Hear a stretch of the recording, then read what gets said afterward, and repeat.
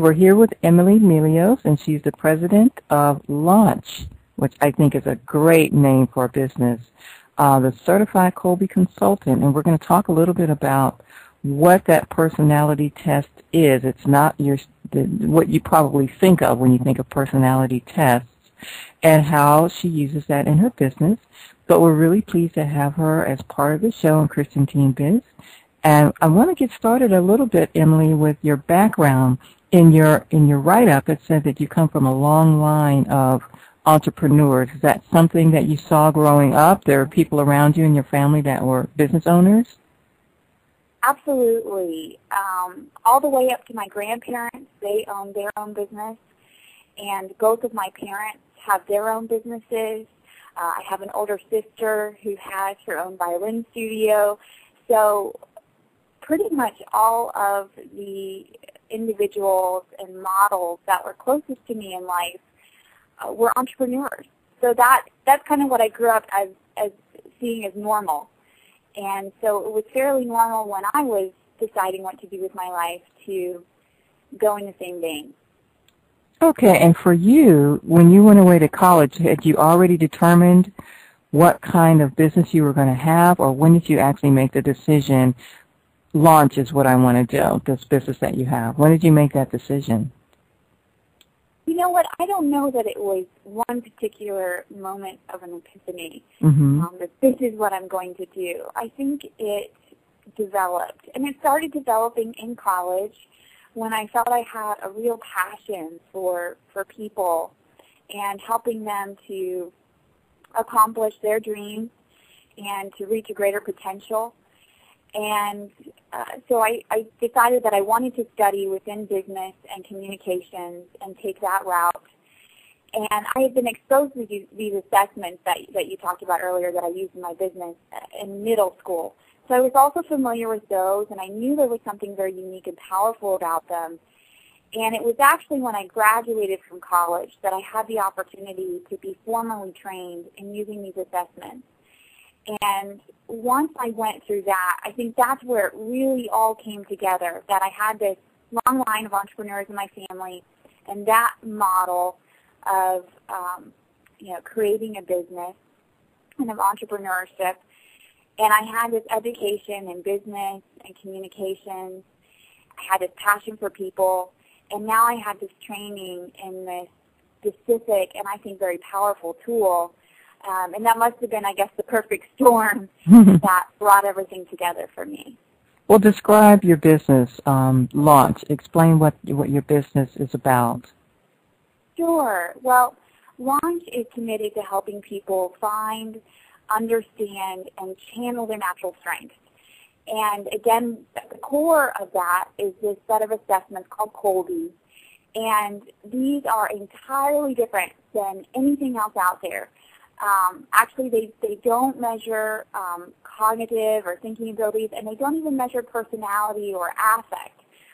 They measure instinct or drive or how you make decisions, solve problems, and seize opportunities very naturally. And so it's these assessments that I use in combination with coaching and tailored solutions for our clients with the goal of giving people the freedom to be themselves and helping organizations to operate at maximum levels of productivity and efficiency. Now, for a business like yours, you don't have, quote unquote, a product. You do use tools, but your business is more of a service, correct? Yes. Okay, so Absolutely. how is this different in as far as marketing and finding clients for people who have, especially young people, usually they start out with a product that they're selling. It could be CDs, they're into music, or they can sew, or they can crochet, and they can create handicrafts, and they can sell products. But how different is it for you in selling a service to someone? How, it's kind of intangible. You don't have something that you can put in front of them as a prototype and say, okay, here's what I'm selling. You're kind of selling yourself, right? Well, yes, and sometimes that can be a challenge, but I think for me, actually, if you compare a service and a product, to me it's not that different in selling because ultimately I think with both, it doesn't matter how good you feel like your product or service is or what it is that you have. If you can't clearly communicate to a potential client or a current client what the value is of that service or product to that person, then it really doesn't matter what you have to sell. Mm-hmm. So I think the burden to the business owner and to me, whether you have a product or service, is the same. It's just there may be maybe a bit more of a challenge in that I don't have something tangible to hand them that they can touch, feel, taste, listen to. But I think I would actually think that there's more similarities in the product than differences. Okay. Well, how do you find clients for your service? Do you go out to do speeches and presentations, or do you put ads in the newspaper? How do you find people that need your service? Networking, I would say, key. You really have to get out there and just build relationships.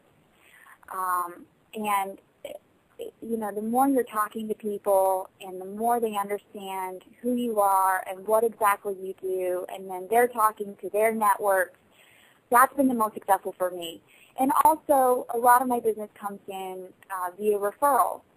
And that's a challenge to me to really do the absolute best job that I can with my clients in hopes that they'll speak about their experience to others and lead new people into the business.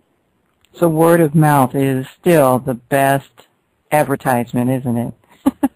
Oh, absolutely. Well, you know, I can talk about myself till I'm blue in the face, but it's always more powerful when you have somebody else comment on your business and what a great experience they had. And that's a key thing that I think a lot of business owners, whether they're young or seasoned entrepreneurs, is getting those endorsements or testimonials. That's really important to help you build your business, isn't it? Oh, absolutely. And that's one of the first lessons I learned is don't be afraid to ask for feedback. You know, at first I was very fearful that, oh gosh, if I ask, what if they say something bad? But I've learned to take the good and the bad. Both are really powerful and helpful to me. But I think especially in starting off, getting those testimonials from people, getting that feedback and those comments, and definitely asking for permission to share those with others is great for marketing and for honing your business and improving your business as you move forward. Great. Now, one other thing that we've noticed when talking with entrepreneurs in these real quick interviews is money generally was not the big motivator. It was always, this is what I love to do, this is what I was born to do, this is where my passion is, and that's the same for you, I believe. Yes. You know, in thinking about that, a couple months ago I attended a conference, and someone says that you don't live to breathe, but you have to breathe to live. Mm. And that really stuck with me because I think that's my relationship with money, or at least I hope that it is. I never want to get in a place where I'm living to make money. I think that's dangerous. But, you know, if I'm honest, I have to make money to live. Mm-hmm. So it's kind of striking that balance in that, you know, ultimately I want to be doing what I'm doing because I feel God's called me to do that and because I have a passion for it. Mm-hmm. But I have to run a business, and a necessity in business is, you know, making money, and, you know, you have to take a look at the economics. But I would say ultimately money is not the primary motivator for me, as with many of those other people that you spoke with. That's awesome. And I feel like people see through that. I think if you're starting out, you know, what's the biggest, best, most expensive thing I can do, and I'm going to pursue that, and I'm going to try to sell that and push that on people, it's not going to work. Mm-hmm. At least in my experiences, people really seek out sincerity.